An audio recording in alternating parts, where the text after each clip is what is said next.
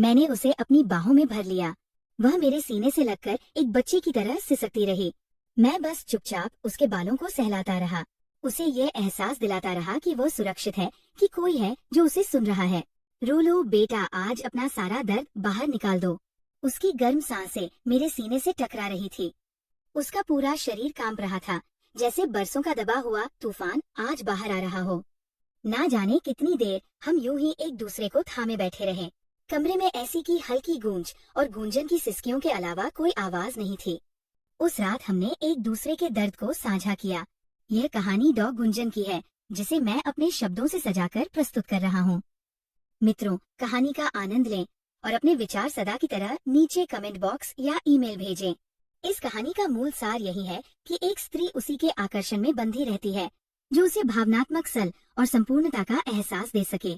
जिसके पास वो सच्ची ऊर्जा हो, वही जीवन साथी का हकदार है, और पत्नी भी उसी के साथ रहना अपना सौभाग्य मानती है। अन्यथा जो आदिकाल से चला आ रहा है वही बार बार घटित होता रहता है। अकेलापन और एक अंतहीन तलाश। उमरकुट के दिनों में प्रेम की प्रशंसा में एक कविता बहुत लोकप्रिय थी जो याद आ रही है। मन कर रहा है कि उसे यहाँ दोहरा दूं। आज पहले वही प्रस्तुत करता हूँ, फिर आगे की कहानी। यह कविता आज भी कई लोगों को याद होगी। प्रेम तुम स्थिर रहो, हृदय में बसे रहो। प्रेम तुम प्रबल हो, मन को आकर्षित करो। प्रेम तुम आगे बढ़ो, प्रेम तुम सामना करो।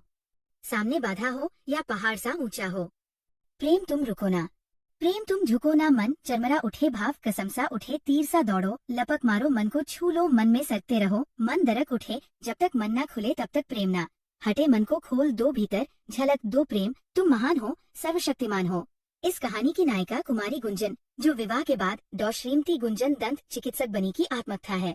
गुंजन जी ने मुझे अपनी यह कथा अत्यंत सरल शब्दों में सुनाई थी, या मेरे ईमेल पर साझा की थी, जिसमें उन्होंने अपने अतीत के सभी पहलुओं को विस्तार से बताया था। शादी से पहले से लेकर आज तक के उनके सरल शब्दों को एक मार्मिक कथा का रूप देने का दायित्व अब मुझ पर है। मेरा प्रयास रहेगा कि मैं अपने पाठकों की रुचि के अनुसार इसे लिख सकूं, ताकि सबको भावनात्मक आनंद मिले, साथ ही मेरी नायिका गुंजन जी को भी संतुष्टि प्राप्त हो। एक बात और, गुंजन जी के कुछ प्रामाणिक चित्र मैंने देखे हैं। ये अत्यंत सुंदर, पुनः कहता हूँ अत्यंत सुंदर 28 वर्षीय महिला है। गोरा उजला रंग जैसे दूध में केसर घोल दिया हो। लंबा कद, घने लंबे काले रेशमी बाल और उनकी आंखें जो उनके दुख को छिपाने का असफल प्रयास करती है। सुराहीदार गर्दन और भारतीय परिधान, साड़ी, ब्लाउज और स्वर्ण आभूषणों से आच्छादित उनका शालीन सौंदर्य बहुत कम देखने को मिलता है। इतनी अथाह रूप राशि, किसी ठहरी हुई झील सी इनकी उदास जवानी जो सच्ची प्रेम और सहारे को सदैव व्याकुल रहती है, ये किसी से कुछ कह तो नहीं सकती। पर इनका अंग अंग पुकारता है कि आओ, कोई साथी है, कोई जो मेरे आंसुओं को पोंछ सके, मुझे अपने आलिंगन में लेकर मेरा दुख बांट सके है। कोई ऐसा हमदर्द, पर कहीं से कोई सहारा नजर नहीं आता। बस गहरा सन्नाटा और शून्य में देखती इनकी आंखें। पहले डॉग गुंजन का परिचय इन्हीं के शब्दों में, फिर आगे की कहानी का आनंद लीजिए। मित्रों, मैं गुंजन, मेरी उम्र 28 वर्ष होने को है। शुरू से बताती हूँ। मेरा जन्म आगरा के पास एक बड़े शहर में हुआ। पढ़ाई लिखाई में मैं हमेशा प्रथम श्रेणी में प्रथम आती रही। प्रेम की अनुभूति मुझे कम उम्र से ही होने लगी थी। बचपन बीता तो किशोरावस्था आ गई। मेरे भीतर कई बदलाव आ रहे थे। हाई स्कूल के दौरान ही मेरे मन में एक अजीब सी बेचैनी रहने लगी। हायर सेकेंडरी के अंतिम परीक्षाओं के समय मुझे अपने भीतर एक खालीपन महसूस होने लगा। धीरे धीरे मुझे इस अकेलेपन से डर लगने लगा। मुझे एक साथी की, एक हमदर्द की जरूरत महसूस होने लगी। मैं अक्सर रात में तकिए में मुंह छिपाकर रोती थी। मुझे समझ नहीं आता था कि मेरे भीतर ये कैसी तड़प है। जी करता था कि कोई हो जिससे मैं अपने मन की हर बात कह सकूं, कोई जो मुझे समझे। मुझे लगता था कि शायद शादी के बाद मेरी ये बेचैनी या अकेलापन खत्म हो जाएगा। हाई स्कूल के बाद इंटर, फिर ग्रेजुएशन, उसके बाद प्रतिष्ठित राजधानी मेडिकल कॉलेज से BBD की उपाधि प्राप्त की। पर भाग्य ने ऐसा चक्र घुमाया कि डॉक्टरी ना कर सकी और साधारण गृहिणी बन गई। घर का सारा काम, बच्चों का ध्यान, सुबह स्कूल के लिए तैयार करना, पति को नाश्ता लंच देकर विदा करना, यही जीवन रह गया। अब मेरी शारीरिक संरचना, ऊंचाई 5.4 फुट और रंग गोरा गुलाबी, पर मेरे मन का हाल क्या बताऊं। बस इतना समझ लीजिए कि मैं एक जीता जागता शरीर थी जिसकी आत्मा कहीं खो गई थी। प्रिय पाठकों, कहानी विस्तार से बताने से पहले थोड़ा और शेयर करना चाहूंगी। मुझे रोमांटिक कहानियां पढ़ने का शौक लंबे समय से है। इन्हें पढ़कर खूब आनंद लिया। इनसे इच्छा हुई कि अपनी आप बीती भी कहानी रूप में साझा करूं। लिखने का प्रयास किया पर कुछ ना बना। देर तक सोचती पर लिखा ना जाता। फिर समझ आया कि हर किसी का हर काम नहीं होता। सोचा क्यों ना किसी लेखक से लिखवाऊं, पर हिचक थी कि कोई समय क्यों खराब करेगा। फिर तय किया किसी से कहकर देखती हूँ। इसके बाद विभिन्न लेखकों की कहानियां पढ़ी और मन रजत जी की कहानियों पर अटक गया। रजत जी की कहानियां मेरा हंसता खेलता सुखी परिवार कोई मिल गया आदि लाजवाब लगी। पढ़ते हुए खुद को सुमन की जगह रखकर सोचती कि काश रजत जी जैसा कोई समझदार और संवेदनशील इंसान मेरी जिंदगी में होता, जो मेरे दुख को समझ पाता। ऐसे सोचते ही मेरी आंखें भर आती। तब लगा कि सिर्फ रजत जी ही मेरी आप बीती को अच्छे से आत्मसात कर न्यायपूर्ण ढंग से अपनी सरस शैली में लिख सकते हैं। यही सोचकर रजत जी को ईमेल भेजा और मेलजोल बढ़ाने लगी। अपनी कुछ तस्वीरें भेजी, मन की बातें करने लगी। फिर हम हैंग आउट्स पर मिलने लगे। लगभग रोज चैट्स पर मेरे दुखी मन की बातें होने लगी। इनसे चैट्स करते हुए मुझे बहुत सुकून महसूस होता। ऐसा लगता जैसे कोई है जो मेरा दर्द समझ रहा है। यही करते हुए रजत जी से कहानी लिखने का अनुरोध करने लगी। तो मित्रों जैसा ऊपर पड़ा कि मेरी और गुंजन जी की बातें ईमेल पर फिर हैंग आउट्स पर होने लगी। मैं तो रोमांटिक कहानियों का लेखक हूँ और ये मोहतरमा मेरी प्रशंसक है। इन्होंने अपनी आप बीती अल्प शब्दों में बता दी थी। सो चैट्स का विषय उनकी जिंदगी के दुख दर्द पर आना स्वाभाविक था। जल्दी ही हम गहरी भावनात्मक बातें करने लगे। कई दिनों तक चैट्स चली और यह अपनी विगत त्रासदियों की कहानी छपवाने की बात कहने लगी। फिर एक दिन गुंजन जी से चित्र भेजने को कहा कि देखो ये दिखती कैसी है। इन्होंने कई चित्र भेजे। देखकर किंकर्तव्य विमूढ़ रह गया। ये गुंजन वही दो गुंजन निकली जो मेरे बगल वाले फ्लैट नंबर 104 में पति के साथ रहती है। इनके पति मनीष शर्मा के नाम से फ्लैट पर नेम प्लेट लगी है। हे भगवान, ये कैसा संयोग। कुछ समय दिमाग ने काम बंद कर दिया। इतनी सुंदर संस्कारशील महिला जो बगल में रहती है, वो भीतर से इतनी दुखी और टूटी हुई हो सकती है। मैंने उनके भेजे चित्रों को फिर से देखा। एक चित्र में वह अपनी बालकनी में खड़ी थी। वह मेरी ही बिल्डिंग की बालकनी थी। मुझे अब कोई शक नहीं रहा। कहानी आगे कहने से पहले अपने बारे में संक्षेप में। मैं यहाँ बैंक में ब्रांच मैनेजर हूँ। उम्र 51 वर्ष। फ्लैट में अकेला रहता हूँ। एक लड़का रोज सुबह 1 घंटे सफाई करता है। पत्नी दूसरे शहर में पुश्तैनी मकान में रहती है। खेती की देखभाल करती। मैं आता जाता रहता हूँ। पड़ोसी मनीष और पत्नी गुंजन 7-8 महीने पहले बगल फ्लैट में आए। इनके बारे में ज्यादा पता नहीं। मैं रिजर्व हूँ। सुबह 9 बजे ऑफिस, रात 8 बाद लौटता। बिल्डिंग में ज्यादा मेलजोल नहीं। मनीष से शिष्टाचार वश बात हुई। बताया मल्टीनेशनल कंपनी में इंजीनियर, 2 बेटे। बड़ा 6 साल का बोर्डिंग में, छोटा 3 साल का। गुंजन से कभी ज्यादा बात नहीं। आते जाते नमस्ते अंकल कह देती। गुंजन बहुत सुंदर सलीके से सजती, ड्रेसिंग सेंस और मुस्कान तारीफ के काबिल। ये था पड़ोसी परिचय। तो उस शाम मैंने गुंजन को चैट पर लिखा, गुंजन मुझे लगता है हम एक दूसरे को जानते हैं। वो ऑनलाइन थी पर कोई जवाब नहीं आया। मैंने फिर लिखा, मैं फ्लैट नंबर 105 से रजत जैसा अपेक्षित था। वह तुरंत लॉग आउट हो गई। मैं उनकी मनोदशा समझ रहा था। एक भारतीय नारी जिसने अपने दिल के गहरे राज एक अनजान शख्स को बता दिए और वो शख्स उसका पड़ोसी निकला। शर्म आना स्वाभाविक था। अगले 3 दिन ना वो ऑनलाइन आई, ना ही मुझे बिल्डिंग में कहीं दिखाई दी। मैं समझ रहा था कि वह मुझसे बच रही है। मुझे उनकी चिंता होने लगी। वो पहले ही भावनात्मक रूप से इतनी टूटी हुई थी। अब ये पहचान खुलने का सदमा मुझे पहल करनी थी। मैं उन्हें ये विश्वास दिलाना चाहता था कि मैं उनका दोस्त हूँ और उनकी बातों का सम्मान करता हूँ। एक शाम ऑफिस से लौटते वक्त मैंने हिम्मत करके उनके फ्लैट नंबर 104 की घंटी बजाई। कुछ देर बाद दरवाजा थोड़ा सा खुला। गुंजन ने मुझे देखा और उनका चेहरा शर्म से लाल हो गया। वह दरवाजा बंद करने ही वाली थी। प्लीज गुंजन जी, मैंने जल्दी से कहा, बस 5 मिनट। मैं आपका दोस्त रजत हूँ। मैं आपको डराना नहीं चाहता था। मैं बस ये कहना चाहता हूँ कि आपकी कहानी मेरे पास सुरक्षित है और मैं आपकी मदद करना चाहता हूँ। वह चुपचाप खड़ी रही। क्या हम बाहर कहीं मिल सकते हैं? मैंने पूछा। अगले चौराहे पर पार्क क्वींस मॉल में कॉफी हाउस। एक दोस्त की तरफ। हम आपकी कहानी पर बात कर सकते हैं। उन्होंने कुछ देर सोचा, फिर धीमे से सिर हिलाया। मनीष 4 दिनों के टूर पर गए हैं। मैं कल 4 बजे आने की कोशिश करूंगी। ठीक है। मैंने राहत की सांस ली। कोई दबाव नहीं है बेटा। बस एक लेखक और उसकी नायिका की मुलाकात समझ लेना। उस दिन 4 बजे पहले क्वींस मॉल पहुंचा। कॉफी हाउस के सामने टहला। 4:20 पर गुंजन दिखी। मरून साड़ी, कंधे पर बैग। मॉल में इशारा किया, पीछे पीछे आई। कोने की मेज पर बैठे निहारा। साड़ी में प्यारी लग रही पर आंखें उदास थी। वेटर आया, जो चाहो मंगवा लो पर छोड़ दिया। वेज कटलेट्स और कॉफी ऑर्डर की। गुंजन, तुम मेरी और मीरा की कहानी पढ़ चुकी, सब जानती हो। मैं भी तुम्हारी स्टोरी से सब समझ चुका। तो फिर ये शर्म की दीवार कैसी? हम दोनों एक ही मंजिल के मुसाफिर हैं। देखो बेटा, मैं साफ बात करता हूँ। मुझे एक साथी की जरूरत है जिससे मैं अपना अकेलापन बांट सकूं, और तुम्हें एक ऐसे कंधे की तलाश है जिस पर तुम सिर रखकर रो सको। हम एक दूसरे का सहारा बने तो इसमें बुराई क्या है? इंसान इंसान का काम आता है ना। मैंने उसका हाथ पकड़कर समझाया। उसने अपना हाथ नहीं खींचा, बस कांपती नजरों से मुझे देखा। और तुम्हारी कहानी मैं उसे जरूर लिखूंगा। मैं जल्द ही ड्राफ्ट लिखकर दिखाऊंगा। तुम कंफर्म कर देना, फिर भेज दूंगा। तुम्हारी पहचान पूरी तरह गुप्त रहेगी, ये मेरा वादा है। मैंने उसे आश्वस्त किया। नजरें नीची, वह चुपचाप सुनती रही। गुंजन, बोलो ना, तुम्हारी खामोशी मुझे परेशान कर रही है। अंकल जी, दिमाग काम ना कर रहा। सोचने का समय दो असमंजस में।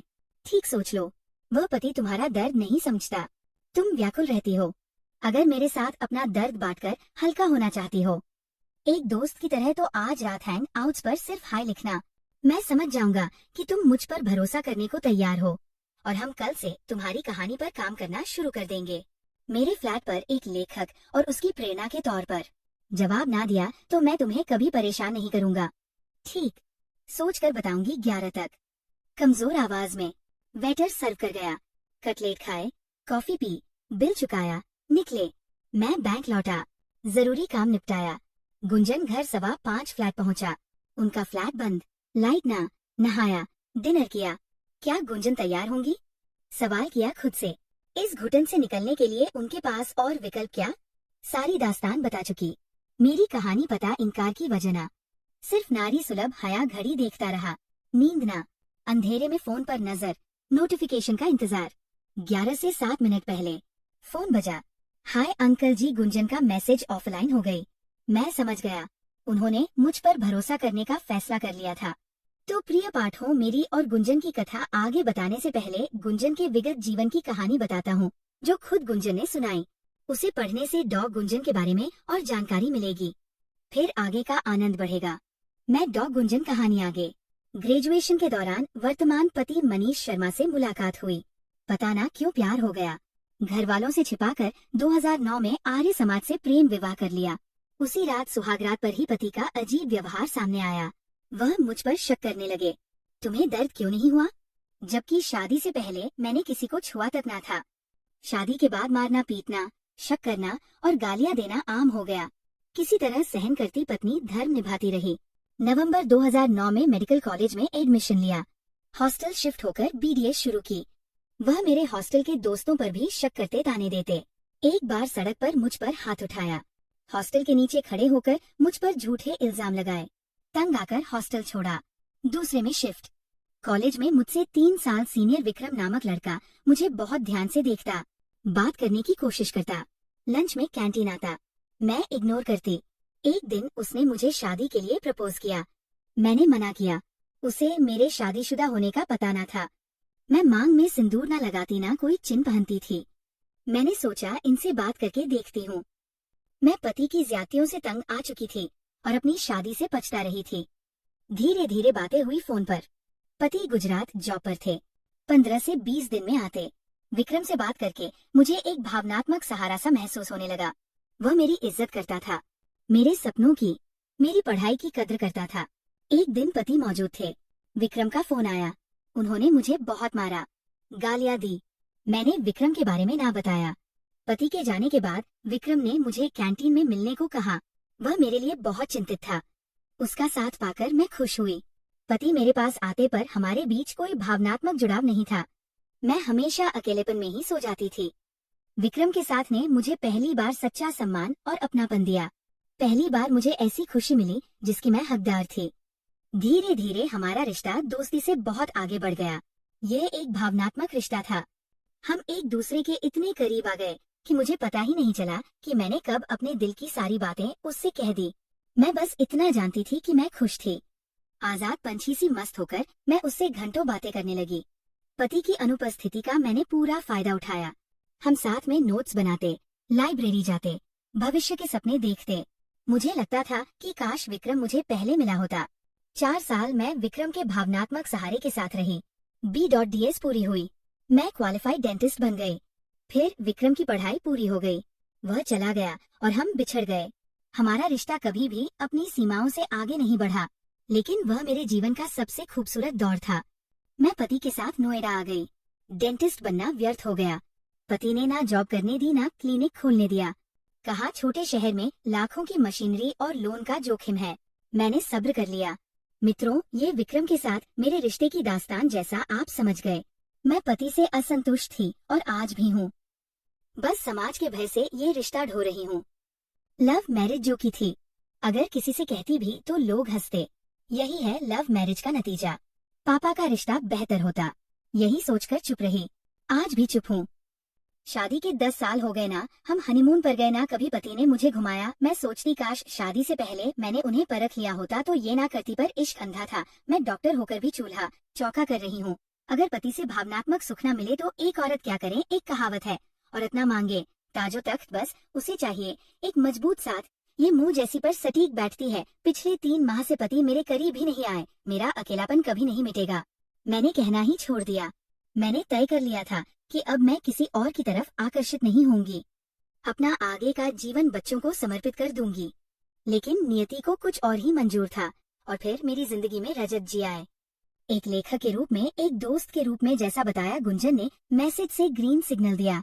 अगले दिन दोपहर को जब मनीष घर पर नहीं थे, मैंने अपने फ्लैट का दरवाजा खुला छोड़ दिया और अपने स्टडी रूम में काम करने लगा। करीब 1 बजे दरवाजे पर हल्की दस्तक हुई। गुंजन सहमी हुई खड़ी थी। आ जाओ बेटा, मैंने मुस्कुराकर कहा। डरो मत, ये एक लेखक का घर है, यहाँ सिर्फ शब्दों का वास है। वह झिझकते हुए अंदर आई और सोफे पर एक कोने में बैठ गई। थैंक्स गुंजन बेटा, बात रख ली। मैं उनके सामने वाली कुर्सी पर बैठ गया। अंकल जी, पहले तो मुझे अंकल जी कहना बंद करो। मैंने हंसकर कहा, मैं रजत हूँ, तुम्हारा दोस्त और तुम्हारा लेखक। वो हल्का सा मुस्कुराई। जी रजत जी। तो मैंने अपना नोटपैड उठाते हुए कहा, मुझे अपनी कहानी बताओ, शुरू से सब कुछ, जो तुमने ईमेल पर लिखा, जो नहीं लिखा, सब। और गुंजन ने बोलना शुरू किया। उन्होंने अपने बचपन, अपनी उम्मीदों, अपनी शादी के टूटे सपनों, पति के व्यवहार और विक्रम के साथ उस भावनात्मक जुड़ाव के बारे में सब बताया। वह बोलती रही और मैं लिखता रहा।